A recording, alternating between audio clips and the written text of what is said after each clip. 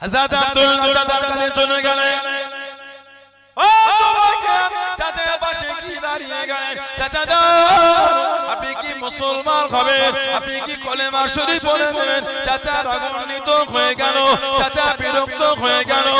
এই আব্দুল্লাহ তুই কি বলিস? তুই কি জানিস? তুই কি বলিস? তুই কি জানিস? হুজুর আমার ভয় কেড়ে নিলাম। চাচা আপনি যদি মুসলমান না হন, আমি আব্দুল্লাহ মুসলমান হয়ে গিয়েছি। চাচা রাগান্বিত হয়ে গেল, চাচা বিরক্ত হয়ে গেল। এই আব্দুল্লাহ তুই আমার অধীনে বড় হলি, তোর আব্বা নাই, তোর মাথা থেকে নিয়ে পা পর্যন্ত যা দে সবই আমার টাকায়, সবই আমার অর্থে। আমার মাল আমাকে ফিরিয়ে দে, আমার মাল আমাকে দিয়ে দে।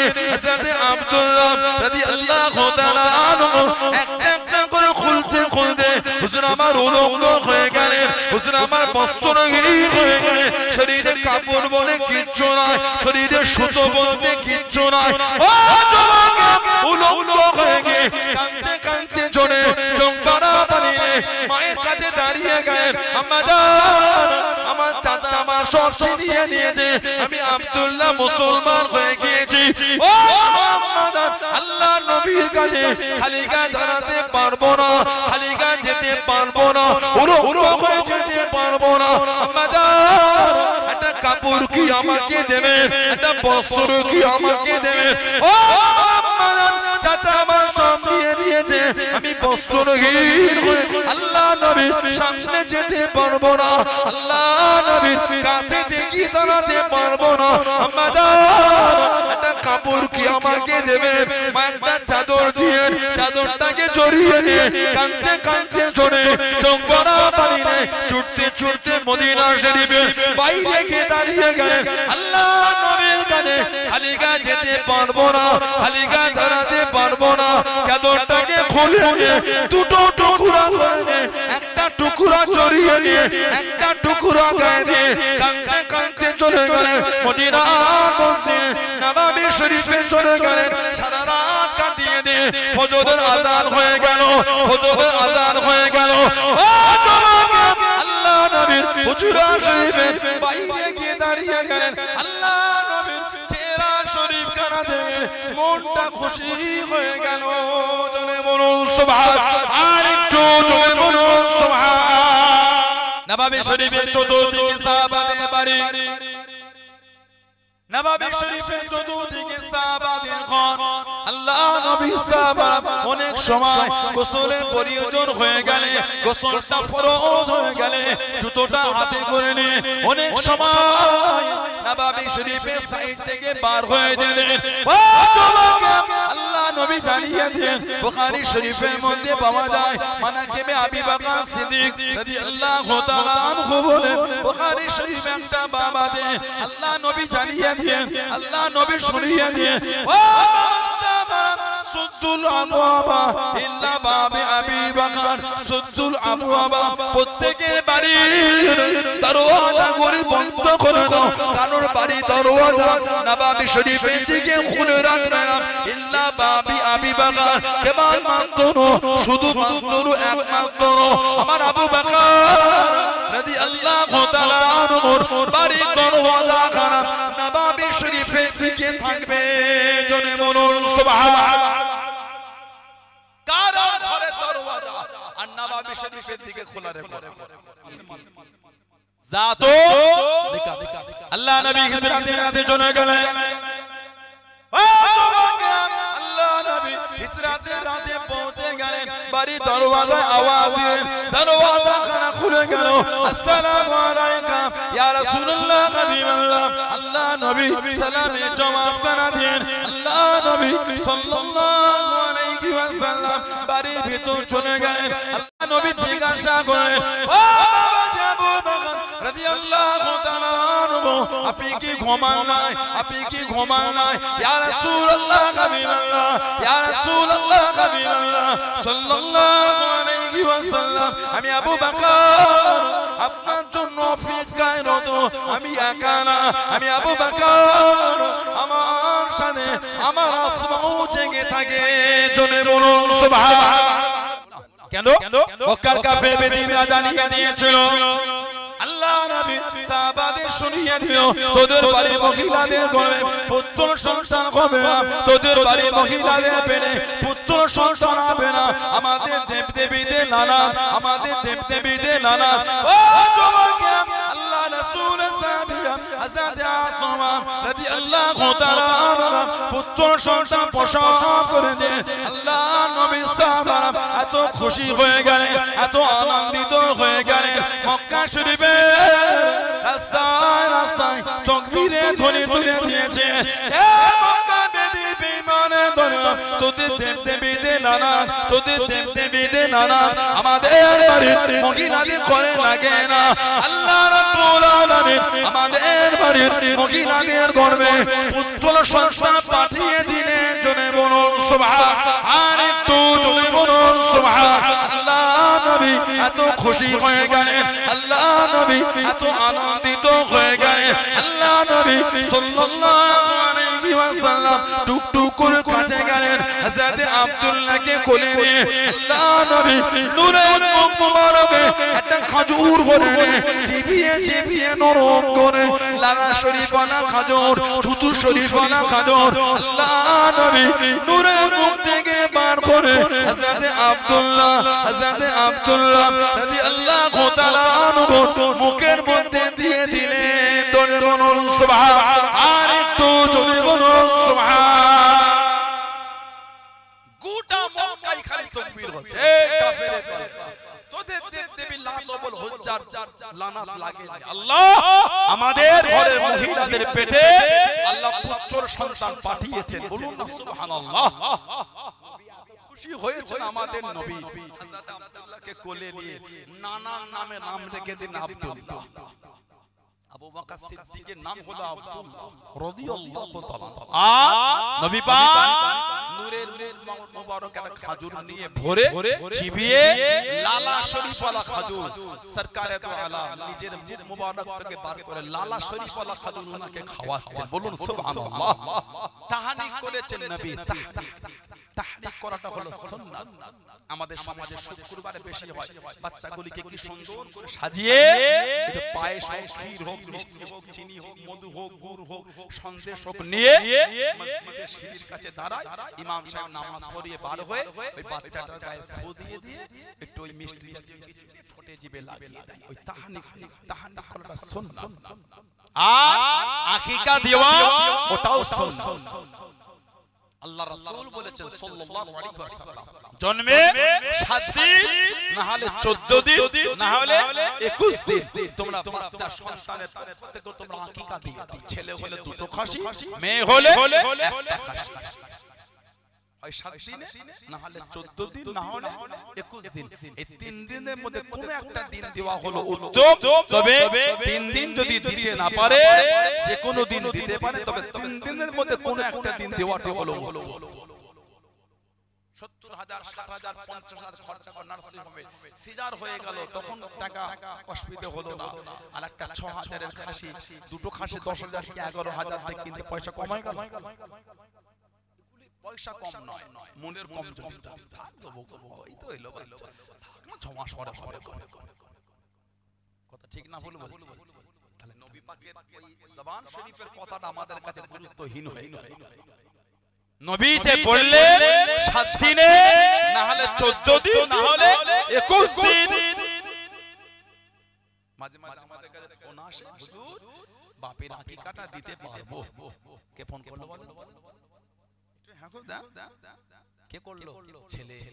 ছেলের আকিকা বাপ দেয় না বাপের আকিকা ছেলে দেয়? কথা বলে না। ছেলের আকিকা বাপ দেয় না বাপের আকিকা ছেলে দেয়? একটু হ্যাঁ খুব দেয়। বাপ ছেলের আকিকা দেয়। ছেলে ফোন করছে, হুজুর বাপের আকিকা দিতে পারবো? তাহলে ভাবেন ইসলামটা আমাদের কাছে কত গুরুত্বহীন হয়ে গেছে। শরীয়তের এই বিধানগুলো আমাদের কাছে গুরুত্বহীন হয়ে গেছে। নাজায়েজ হারাম আমি বলি। বাপ বুড়ো হয়ে গেল, যদি এখন আকিকা নয় ছেলে বলছে দেবো, তাহলে ভাবেন ইসলামকে কত মজবুত মেনেছে। ওই বললাম দাবি করলে হয় না। শুক্রবার মসজিদে গিয়ে লেটে দেখবে নিচতলা জায়গা হচ্ছে না, সিঁড়ি বে জুমায় একটু লেটে গিয়ে দেখবে মসজিদে জায়গা হলো না, সিঁড়িবে উপরে উঠতে হয়। কেন? এত মুসল্লি চাপ হয়ে গেছে। আমাদের তো মসজিদে যাওয়ার সময় খুতবা যখন শেষ হয়ে যায়, কিন্তু হাদিস শরীফে এসেছে যে ব্যক্তি জুমায় খুতবার আগে মসজিদে যাবে, আল্লাহ পাকের কিছু রহমতের ফেরেশতা যাদের এক হাতের উপর খাতা অপর হাতে সোনার কলম, যারা খুতবার আগে মসজিদে যায় আল্লাহ পাকের হুকুমে সোনার কলম দ্বারা রূপোর খাতার উপরে ফেরেশতারা তাদের নামগুলিকে লিপিবদ্ধ করতে থাকেন। বলুন না সুবহানাল্লাহ।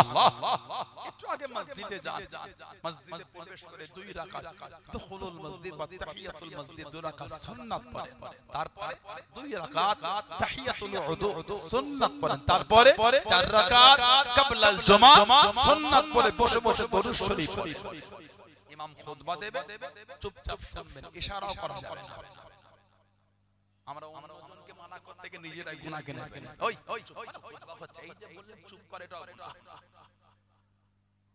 যার এসে ঠিক বুঝে নেবেন, আপনি কথা বলে আপনি গুনাহগার হয়ে গেলেন। ইশারাও করা যাবে না। যিনি এসে কথা বলছেন ওনার জ্ঞান নাই, খুতবা হচ্ছে, তার শরীয়তটা ওনার কাছে গুরুত্বহীন। কথা বলছেন ইনি মসজিদে বলে এই চুপ করে, এই কি হলে এত কথা, সবাই বলতে মসজিদের পরিবেশটা তো ভিন্ন হয়ে গেল। বলেন আপনারা বলেন ঠিক বলছেন না? সেই পিছন থেকে 3 জন এই চুপ খুতবা হচ্ছে রে, আওয়াজ খারাপ খুতবা হচ্ছে, কথা বলছে, তাহলে ওই একজনকে থামা থেকে 5 জন কথা বলে ফেললো। ওজন্য ইশারা করা যাবে না, যা যে বলতে সেই করবে। তবে খুতবা দিয়া সুন্নাত আর খুতবা শোনা হলো ওয়াজিব তরক করলে গুনাহগার হবে। শরীয়তটা মাজাজ, শরীয়ত আমাদের কাছে গুরুত্বহীন, ওইজন্য তো আমরা অপমান হয়ে যাচ্ছি। পৃথিবীর মানচিত্রে একটা সময় ছিল অন্য সম্প্রদায়ের লোকেরা বিশ্বাস করত না মুসলমান আবার মিথ্যা বলে, ওরা মিথ্যা বলে না, ওরা ওদের নবীর খুব মানে, ওরা মিথ্যা। আজকে কিন্তু আমরা এই বিশ্বাসটা রাখতে পারি না। মুসলমান কসম খেয়ে মিথ্যা বলে। বলেন ঠিক বলছেন? কেন? শরীয়ত ইসলামের বিধান আমাদের কাছে গুরুত্বহীন হয়ে গেছে। যদি শরীয়তের সেই গুরুত্ব থাকতো আমাদের জবান থেকে মিথ্যা বার হতো না। আলেম ওলামা মিথ্যা বলে সাধারণ লোক তো দূরের কথা, হাফেজ হুজুর মিথ্যা বলে সাধারণ লোক তো পরের কথা। আল্লাহ আমাদের গুলো বুঝতে তৌফিক দাও। আল্লাহ এই নোংরা কাজ থেকে আল্লাহ মুসলিম উম্মাহকে আল্লাহ দূরে রাখেন। বলুন আমিন। জোরে বলে খুব চিন্তার বিষয়। আকিকা দিয়ে দেবে, এগুলো মাজাক যদি গুরুত্বহীন হতো আমার নবীর ভালোবাসা গুরুত্ব দিয়ে বলতেন না, ঠিক না? অনেকে বলে নফল নামাজ পড়তে হয়, এই বেয়াদবি কাজ খুঁজে পাও না, পড়তে হয় না। যদি না পড়তে হলো তার হুকুমটা এলো কেন? আপনি ব্যস্ততায় আছেন, সফরে আছেন, জরুরি কাজে আছেন, পড়লেন না, একাধিক ছেড়ে গেল ভিন্ন জিনিস। নফল নামাজ পড়তে হবে না, তার নফল নামাজ পড়তে যদি নাই হয় গুরুত্বহীন হলো, তার হুকুম হলো কেন? কথা বলছেন? যদি পড়তেই না লাগে হুকুম, এত পরীক্ষা করছেন না, 3টে দিয়ে দিলে একটা টিক দিয়ে হয়ে গেল। সুন্নাত পড়লাম, নফল পড়তে দাও, ওটা লাগে, ওটা অ্যাডিশনাল সাবজেক্ট না। আস্তাগফিরুল্লাহ।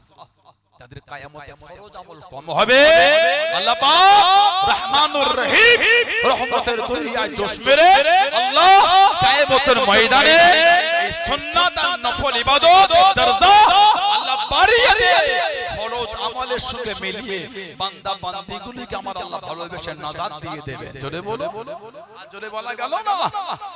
আপনি গুরুত্বহীন করে দিলেন নফল নামাজটা, লাগে না, এগুলো ঠিক না। আপনি ইবাদতকে ক্যাজুয়াল নিচ্ছেন, করতে পারেন না, আমি লজ্জিত, লাগে না এগুলো। বলে ঠিক বলছেন না? ভুল এই কথাটা বলার অধিকার আপনাকে কে দিয়েছে? লাগে না? শরীয়ত কি মজাক পেয়েছেন আপনি? আস্তাগফিরুল্লাহ। আল্লাহ আমাদের তৌফিক দাও। বলেন আল্লাহুম্মা আমিন। আকিকা দিয়ে দেন। আবার আমাদের সমাজে একটা রোগ আছে, দিন মিলাতে চাই না। আপনাদের এই গোবরা এলাকায় কি জানি কি খবর, অনেক জায়গায় মানুষ মারা গেলে কাফন করে যখন খাটিয়ায় ঘুমায়, ওই ইমাম সাহেব এলাকার হাজী গণ্যমান্যরা খাটিয়ার মাথার গোড়ায় দাঁড়িয়ে ওই মাইয়েতের ছেলেকে ডেকে বলে তোর মাথাকে একটু পর্দার আড়ালটায় ডেকে ইমাম শিখিয়ে দেয়, মাকে বল তোর আব্বাকে যেন দিন মোহরটা মাফ করে দেয়। এগুলো আপনাদের এলাকায় হয়? এগুলো ভাবেন তো, 40 বছর বিয়ে হয়ে গেল, এখনো দিন মোহর মিটাবার সময় হয়। 40 বছর আগে যে বিয়ে হয়েছিল, প্যান্ডেল খরচা, বিরানি খরচা, বাবুর্চি খরচা, গরুর গোশের টাকার দাম আর সব ইন্তেজামে যা যা লেগেছিল, 40 বছর এখনো বাকি না, মিটে গেছে, সব মিটে গেল। যেটার জন্য এত কিছু হলো সেটাই বাকি। প্যান্ডেল পড়ার আগে অর্ধেক টাকা অ্যাডভান্স দিয়েছে প্যান্ডেল ওয়ালাকে, গরু জবাইয়ের আগে পেমেন্ট হয়ে গেল, হাড়িতে ভাত কাটার আগে বাবুর্চি পেমেন্ট চলে গেছে, আমার অন্য জায়গায় কাজ আছে, ঠিক না? সব রকমতে হচ্ছে। আর যে মেয়েটাকে বিয়ে করার জন্য এত কিছু সাজালো, 40 বছর হয়ে গেল এখনো দিন মোহর দেয়, হাল খাতা করো হচ্ছে। তাহলে শরীয়ত আমাদের কাছে গুরুত্বহীন হয়ে যাচ্ছে। কোন স্বামীর যদি চিন্তা হয় আমি আমার বিবিকে দিন মোহর দেব না, আল্লাহ শরীয়তে ওই ছেলেটার জন্য ওই মেয়েটা হারাম। কোন স্বামী যদি এটা ভাবে মনে মনে আমি আমার বউকে দিন মোহর দেব, ওই ছেলেটার জন্য ওই মেয়েটা আল্লাহ শরীয়তে হারাম। সম্পর্ক হবে জিনা, বাচ্চা হলে হবে অবৈধ সন্তান।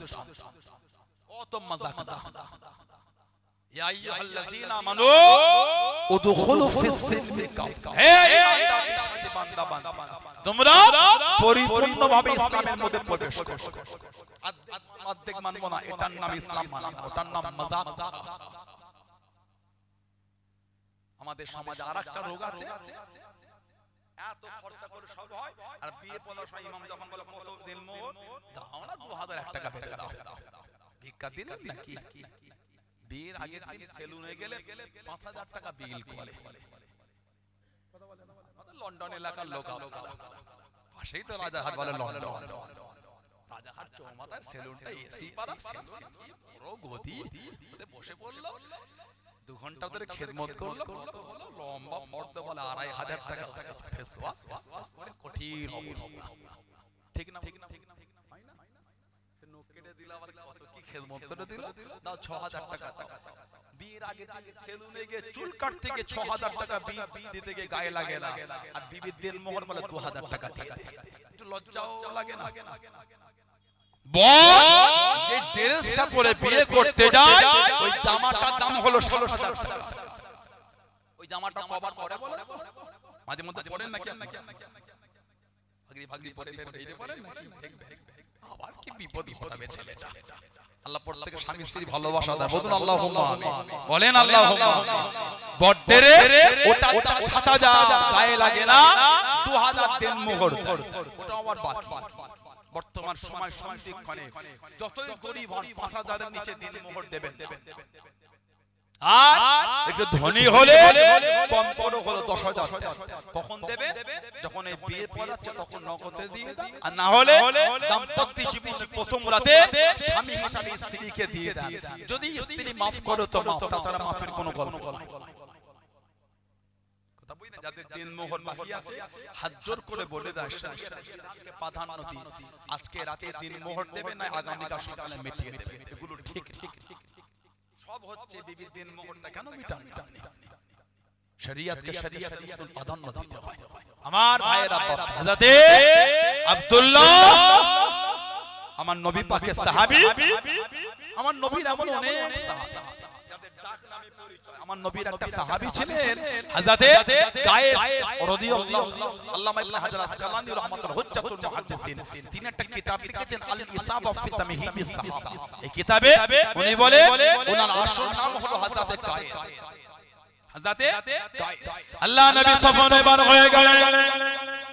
ও যুবকে, ও আমার মুরব্বি বাপ জানেন, মায়েরা বোনেরা মহিলা, আল্লাহ নবী সাহাবাদের বার হয়ে গেলেন। আল্লাহ নবী একটু জিরিয়ে নিয়ে, একটু রেস্ট নিয়ে সাল্লাল্লাহু আলাইহি ওয়াসাল্লাম হুজুর আমার জানিয়ে দিয়ে চলো চলো সফর করা শুরু করি হযরত কায়েস রাদিয়াল্লাহু তাআলা আনহু এত মাল উঠিয়ে নিয়ে এত মাল তুলে নিয়ে আল্লাহ নবী জানিয়ে দিয়ে ও বাবা কায়েস তুমি কি সফিনা হয়ে গিয়েছো তুমি কি জাহাজ হয়ে গেলে কত মাল নিয়েছো বাবা কত মাল তুলেছো বাবা আল্লাহ নবী সফিনা মনে টেকে নিয়ে আল্লাহ পাকের হুকুমে এত ক্ষমতা হয়ে গেল সাতটা উট যত মাল বইতে পারে হযরত সফিনা রাদিয়াল্লাহু তাআলা আনহু পিঠে করে তত মাল বয়ে নিতেন জনে বলুন সুবহান আর একটু জনে বলুন সুবহান ও জমাকে মুস্তাদরাকে হাকিমের মধ্যে পাওয়া যায় হযরত সফিনা রাদিয়াল্লাহু তাআলা আনহু সফরে পার হয়ে গেলেন পানি জাহাজ নষ্ট হয়ে গেল বেশে বেশে সমুদ্র কিনারায় চলে গেলেন সমুদ্র পানিতে চলে গেলেন সমুদ্র পানিতে উঠে জঙ্গলে বড় বড় সিংহগুলি হুজুরের দিকে আগিয়ে আসে হুজুর আমার জানিয়ে দিয়েন হুজুর আমার সরিয়ে দিয়েন ইয়া বারেস আনা মাওলা রাসূলুল্লাহ সাল্লাল্লাহু আলাইহি ওয়াসাল্লাম এ জঙ্গলের সিংহ আমি অন্য কেউ নই আমি গোলাম আল্লাহ নবীর আযাদ করা গোলাম জোরে বলুন সুবহান আর একটু জোরে বলুন সুবহান খালি সমুদ্র পারে উঠে দেখছে জঙ্গল মুস্তাদরাকে হাকিমে বড় বড় সিংহ দেখে বলছে ইয়া আবুল হারিস হে জঙ্গলের সিংহ আনা মাওলা রাসূলুল্লাহ সাল্লাল্লাহু আলাইহি ওয়াসাল্লাম আমি হলাম আল্লাহর নবীর আযাদ করা গোলাম যেই বলেছেন ফাসামিয়া সামিয়া ইয়াসমাউ মানে শোনা যেই ওনার কথাটা সিংহ শুনেছে আল্লাহর নবীর আযাদ করা গোলাম জবানে আওয়াজ করতেন সফিনা আমরা তোমাকে চিনে ফেলেছি তুমি হলে আল্লাহর নবীর আযাদ করা গোলাম জোরে বলো সাহাবারা যখন সফর থেকে ফিরতে রাত হতো জঙ্গলের বাইরে দাঁড়িয়ে বলতে এই জঙ্গলের পশুরা নাহনু মিন আসহাবি রাসূলিল্লাহ সাল্লাল্লাহু আলাইহি ওয়াসাল্লাম আমরা হলাম আল্লাহর রাসূলের সাহাবা আজকে রাত আমরা এই জঙ্গলে থাকবো ফখরুজ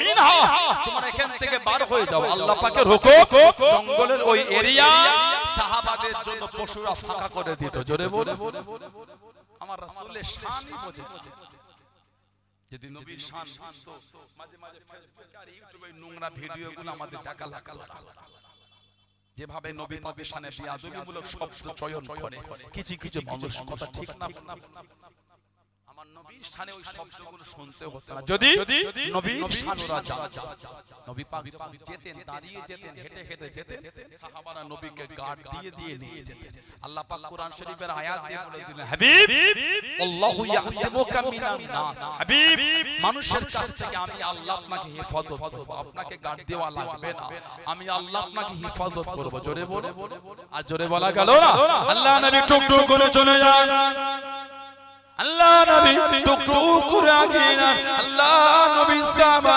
আল্লাহ নবীকে ঘিরে ঘিরে চলে যায় আল্লাহ নবী দাঁড়িয়ে গেলেন আল্লাহ নবী জানিয়ে দিয়ে ও সাহাবা আমি নবী এত কাছে কাছে শোনাম আমি নবী আমার এত ঘেসে ঘেসে যেও না একটু আগিয়ে যাও সামনে একটু আগিয়ে যাও পিছনে একটু পিছিয়ে যাও ডান দিকে সরে যাও বাম দিকে সরে যাও আল্লাহ নবী জানিয়ে দিয়ে আল্লাহ নবী সরিয়ে দিয়ে সাল্লাল্লাহু আলাইহি ওয়াসাল্লাম ও সাহাবা ফাইন্না হাযা মাকামুল মালাইকাতি ফাইন্না হাযা মাকামুল মালাইকাতি আমি নবী আমার কাছে জায়গাটা বড় আল্লাহ পাকের ফেরেশতাদের জায়গা জনে বলুন সুবহান আর একটু জনে বলুন সুবহান এত কাছে কাছে আমার তোমরা যাও জানো ফাইন্না হাযা মাকামুল মালাইকাতি আমি নবী আমার এই কাছে জায়গা হচ্ছে আল্লাহর ফেরেশতাদের জায়গা বলুন না সুবহানাল্লাহ আমাদের নবী যখন হেঁটে হেঁটে যেতে ফেরেশতারা আমাদের নবীকে ঘিরে গোল করে ঘিরে নবীর সাথে হেঁটে হেঁটে যেতেন বলুন না সুবহানাল্লাহ হযরত সাফিনা রাদিয়াল্লাহু আনহু বলছেন জঙ্গল থেকে বার হবার রাস্তা চিনি ইয়ার আমাদের মত অ্যান্ড্রয়েড সেট নাই যে নেটটা চালু করে লিখে দাম পুরো শরীর তিন চারটা রাস্তা দেখিয়ে যেটা একটা ধরে লোকেশন ধরে চলে গেল কি কথা ঠিক না বলুন? হযরত সাফিনা রাদিয়াল্লাহু আনহু বলে আমি যে জঙ্গলের বাইরে যাব রাস্তা জানি। আল্লাহ পাকের হুকুম উনি বলে সিংহ আমার কাছে এসে মাথাটা দিয়ে আমার কোমরে ধাক্কা মারছে, আস্তে আস্তে আমাকে ঠেলে ঠেলে ঠেলে ঠেলে জঙ্গলের বাইরে পার করে দিয়ে সিংহ জবানে আওয়াজ করছে মানে এই হযরত সাফিনা আমরা আপনাকে বিদায় জানাচ্ছি। জোরে বলে আর ভালোবাসায় বলা গেল না। নবী পাকের সাহাবী হযরত আব্দুল্লাহ যুলফিজাদাইন রাদিয়াল্লাহু তাআলা আমাদের নবী পাককে না দেখে উনি মুসলমান হয়ে গিয়েছিলেন। বলুন না সুবহানাল্লাহ। মক্কা শরীফ আর মদিনা শরীফের রাস্তায় একটা পাহাড়ের পদদেশে ছোট্ট একটা বস্তি ছিল মুজাইনা গোত্র। মুজাইনা, এই মুজাইনা গোত্রের সন্তান হলেন হযরত আব্দুল্লাহ। বাপ ছিল না, চাচার অধীনে বড় হলে চাচার অধীনে মুসলমান হলেন। আশায় আছে চাচাও যদি নবীর দরবারে যেতেন তাহলে দুজন একসাথে আল্লাহর নবীর কাছে গিয়ে কলেমা পড়তেন। বলুন সুবহানাল্লাহ। চাচার মধ্যে কোনো পরিবর্তন দেখতে পাচ্ছেন না, দিন ও দিন পুরন হয়ে যাচ্ছে, পরিবর্তন পাচ্ছে না। হযরত আব্দুল্লাহ চাচার কাছে চলে গেলেন। ও তোমাকে চাচা পাশে কি দাঁড়িয়ে গেলেন? চাচা আপনি কি মুসলমান হবেন? আপনি কি কলেমা শরীফ পড়বেন? চাচা রাগান্বিত হয়ে গেল, চাচা বিরক্ত হয়ে গেল। এই আব্দুল্লাহ তুই কি বলিস? তুই কি জানিস? তুই কি বলিস? তুই কি জানিস? হুজুর আমার ভয় কেন না? চাচা আপনি যদি মুসলমান না হন, আমি আব্দুল্লাহ মুসলমান হয়ে গিয়েছি। চাচা রাগান্বিত হয়ে গেল, চাচা বিরক্ত হয়ে গেল। এই আব্দুল্লাহ তুই আমার অধীনে বড় হলি, তোর আব্বা নাই, তোর মাথা থেকে নিয়ে পা পর্যন্ত যা দে সবই আমার টাকায়, সবই আমার অর্থে। আমার মাল আমাকে ফিরিয়ে দে, আমার মাল আমাকে দিয়ে দে। হযরত আব্দুল্লাহ রাদিয়াল্লাহু তাআলা আনহু একটা করে খুলতে খুলতে হুজুর আমার উলঙ্গ হয়ে গেলেন, হুজুর আমার বস্ত্রহীন হয়ে গেলেন। শরীরে কাপড় বলে কিচ্ছু নাই, শরীরে সুতো বলতে কিচ্ছু নাই। ও যুবক উলঙ্গ হয়ে গিয়ে কাঁদতে কাঁদতে চলে চোখ জড়া পানিয়ে মায়ের কাছে দাঁড়িয়ে গেলেন। আম্মা জান আমার চাচা আমার সব ছিনিয়ে নিয়েছে, আমি আব্দুল্লাহ মুসলমান হয়ে গিয়েছি। ও আম্মা জান আল্লাহ নবীর কাছে খালি গায়ে দাঁড়াতে পারবো না, খালি গায়ে যেতে পারবো না, উলঙ্গ হয়ে যেতে পারবো না। আম্মা জান একটা কাপড় কি আমাকে দেবে? একটা বস্ত্র কি আমাকে দেবে? ও আম্মা জান চাচা আমার সব নিয়ে নিয়েছে, আমি বস্ত্রহীন হয়ে আল্লাহ নবীর সামনে যেতে পারবো না, আল্লাহ নবীর কাছে থেকে দাঁড়াতে পারবো না। আম্মা জান একটা কাপড় কি আমাকে দেবে? মা একটা চাদর দিয়ে চাদরটাকে জড়িয়ে নিয়ে কাঁদতে কাঁদতে চলে চোখ ভরা পানি নেই ছুটতে ছুটতে মদিনা শরীফের বাইরে গিয়ে দাঁড়িয়ে গেলেন। আল্লাহ নবীর কাছে খালি গায়ে যেতে পারবো না, খালি গায়ে দাঁড়াতে পারবো না। চাদরটাকে খুলে নিয়ে দুটো টুকরা করে নিয়ে একটা টুকরা জড়িয়ে নিয়ে একটা টুকরা গায়ে দিয়ে কাঁদতে কাঁদতে চলে গেলেন মদিনা মসজিদ নববী শরীফে চলে গেলেন। সারা রাত কাটিয়ে দিয়ে ফজরের আযান হয়ে গেল, ফজরের আযান হয়ে গেল। ও যুবক আল্লাহ নবীর হুজরা শরীফের বাইরে গিয়ে দাঁড়িয়ে গেলেন। আল্লাহ নবীর চেহারা শরীফ কানা দেখে মনটা খুশি হয়ে গেল। জোরে বলুন সুবহান, আর একটু জোরে বলুন সুবহান। সুসব বলতে কিছু ছিল, একটা যুবক আল্লাহ আল্লাহ রাসূলের ভালোবাসায় উলঙ্গ হয়ে গেছে। তোর আব্বা নাই, তোর মাথা থেকে পা পর্যন্ত যা আছে সব আমার টাকায়, দে আমার মাল আমাকে ফিরিয়ে দিয়ে চলে যাও, আমার চোখের সামনে থেকে বার হও। কোনো চিন্তা করে না, সব খুলে দিয়ে দিয়েছি। মায়ের কাছে দাঁড়িয়ে কাঁদছে, মা আমি মুসলমান হয়ে যে চাচা আমার সব নিয়ে নিল, একটা চাদর দেবে মা? যদি একটা চাদর দিতে ওটা জড়িয়ে একটু নবী পাকের কাছে যেতাম, উলঙ্গ হয়ে তো নবীর কাছে দাঁড়াতে পারবো না। চাদর জড়িয়ে রে কাঁদতে কাঁদতে ছোটে মদিনা শরীফের বাইরে কাঁদছেন, বলছে এই খালি গায়ে গায়ে তো আমার কিচ্ছু না। চাদরটাকে আবার করে দুটো ভাগ করে এক ভাগ পরেছে, এক ভাগ গায়ে দিয়ে নবাবে শরীফের রাত সারা রাত কাটিয়ে দিয়ে ফজরের আযান নবী পাকের হুজরা শরীফের বাইরে দাঁড়িয়ে নবী পাক বার হলে দেখ আমার নবী যেই বার হয়েছে নবী পাকের চেহারা শরীফ দেখে খুশি হয়ে গেলেন। জোরে বলুন সুবহানাল্লাহ। আল্লাহ নবী ইমামতির জায়গায় গিয়ে দাঁড়ালেন, নামাজ পড়ে নবী পাক সাহাবাদের দিকে ঘুরে বসে ওয়াজ করে। সরকারে দো আলম সাল্লাল্লাহু আলাইহি ওয়াসাল্লাম বললেন, ও আমার সাহাবা কি ব্যাপার, কে এটা? তোমাকে তো আগে আমার দরবারে কোনোদিন দেখি নাই। নবী পাকের কাছে গিয়ে বলে, হুজুর আমি আব্দুল উজ্জা, হুজুর আমি মুসলমান হয়ে গিয়েছি।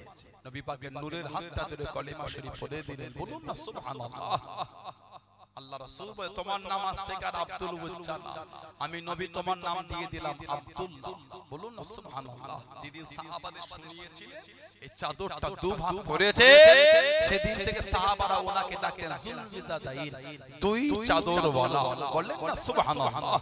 আল্লাহ নবী ওনাকে আসহাবে সুফফা, আল্লাহ নবী ওই আসহাবে সুফফা সদস্য করে। যারা হজ বা উমরা করেছেন জানেন নবী পাকের রওজা শরীফের সাথে একটা বড় চাতান আছে, ওটা বলা হয় আসহাবে সুফফা। নবী পাকের গরীব গরীব সাহাবারা ওখানে থাকতেন, বাড়ি ছিল না, ঘর ছিল না, কিছুই ছিল না, সব নবী পাকের ওখানে রেখে দিলেন নবী পাক। ওর একটা সদস্য ছিল হযরত আবু হুরায়রা রাদিয়াল্লাহু আনহু। সাহাবাদের খেলাফতের পরে বাদশার তরফ থেকে ওনাকে 100 দিরহাম হাদিয়া পাঠানো হয়েছে রাত্রিতে ওনার মনটা পরীক্ষা করার জন্য। সকালে আবার ফেরত নিয়ে নেব, দেখব দেয় কি দেয় না। 100 দিরহাম রাতে দিয়ে সকালে লোক পাঠিয়ে বলছে ওটা আপনার না, ভুলে দিয়ে ফেলেছি, বাদশা ফেরত চেয়েছে। যেই বলেছেন হযরত আবু হুরায়রা হুজুরের চোখ দিয়ে টপ টপ করে পানি ঝরছে। যারা কাঁদেন কেঁদে কেঁদে বলছে ও টাকা তো আর আমার কাছে নাই। কেন না, কতকাল আল্লাহ যখন আমাকে দিয়েছিল ওই টাকার মালিক আমি মনে করে সব গরীবদের মধ্যে দান করে দিয়েছি। বলেন না সুবহানাল্লাহ। আজকে বাদশা চেয়েছে, আমি তো আর গরীবের থেকে চাইতে পারবো না, বাদশা আমাকে দিল, মালিক আমি, এই চিন্তায় দান করেছি। বাদশা এখন চেয়েছে আর তো আমার কাছে না, আমি তো আর গরীবের থেকে চাইতে পারি। বাদশাকে গিয়ে বলে দেন সরকারের তহবিল থেকে আমাকে ভাতা দেয়া হয়, প্রত্যেক মাসে হিসাব করে করে যেন আমার নাম থেকে কেটে কেটে ওটা নিয়ে নেয়, আমি ফেরত দিতে পারবো না। কেন? ও মাল আমার কাছে না, সব গরীবের মধ্যে আমি দান করে দিয়েছি। জোরে বলুন সুবহানাল্লাহ। হযরত আব্দুল্লাহ রাদিয়াল্লাহু আনহুকে নবী আসহাবে সুফফার মধ্যে নিয়ে নিলেন। সাহাবারা জানার নামে আমার নবীর কাছে বিচার দিলেন, হুজুর একটু ওনাকে মানা করে দেন, এত জোর উনি কোরআন শরীফ তেলাওয়াত করে, এত জোর তেলাওয়াত করে, হুজুর আমাদের নামাজে অসুবিধা হয়, কেউ সুন্নাত, কেউ নফল, কেউ ওয়াজিফা করে, কেউ একা কোরআন শরীফ পড়ে। আমাদের নবী চোখ ভরা পানি নিয়ে বললেন, ও আমার সাহাবারা, আমি নবী আমার আব্দুল্লাহকে নিষেধ করতে পারবো না, আমি নবী আমার আব্দুল্লাহ, আমি নবীকে মানা করতে পারবো না। আমার আব্দুল্লাহ আল্লাহ আল্লাহর রাসূলকে এত ভালোবেসেছিল।